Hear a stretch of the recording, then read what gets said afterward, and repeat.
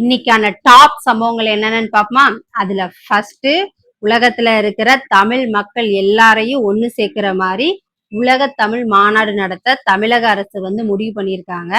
கடைசியா 2010 செம்மொழி மாநாடு நடந்துச்சு. அது நம்ம எல்லாருக்குமே நல்லா தெரியும். அதுக்கப்புறம் 15 வருஷத்துக்கு அப்புறம் இப்போ நடத்த போறாங்க. அதுக்கு முதற்கட்டமா ஆலோசனை பண்ண அமைச்சர் ராஜ்மோகன் அவர்கள் அமெரிக்கா போயிருக்காரு. செகண்ட், திருச்சியில இருந்து சென்னை நோக்கி சென்ற பேருந்துல ஒரு பெண்ணுக்கு ஒருத்தர் பாலியல் தொல்லை கொடுத்திருக்காரு.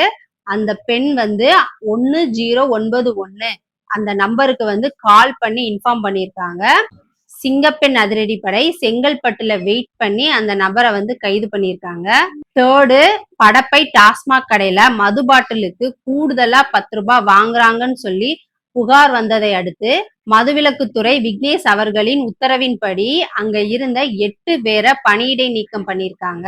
ஃபோர்த்து, பெண்களுக்கான உதவித்தொகை 2500 ரூபாய் பணம் கொடுக்க 60 வயது வரை உள்ள மகளிரை கணக்கிடும் பணி தொடங்கியிருக்காங்க. ஃபிஃப்த்து, தாவேக ஆட்சியை கவிழ்க்க நடந்த சதியில இன்னைக்கு ஐபிடிஎஸ் திருநாவுக்கரசின் கார் ஓட்டுநர் கிருஷ்ணன் என்பவரை கைது பண்ணியிருக்காங்க. சிக்ஸ்த்து, எப்பவும் போல இன்னைக்கும் உதயநிதி அவர்கள் ஒரு கல்யாண வீட்டுல போய் புலம்பி தள்ளியிருக்காரு. சீமான் அவர்களும் உதயநிதி அவர்களும் பக்கத்துல உட்கார்ந்து இருக்காங்க. இவங்க 2 பேரும் கூட்டணி வைக்க போறதா சொல்லிட்டு இருக்காங்க. உண்மையான்னு தெரியல, வெயிட் பண்ணி பார்ப்போம்.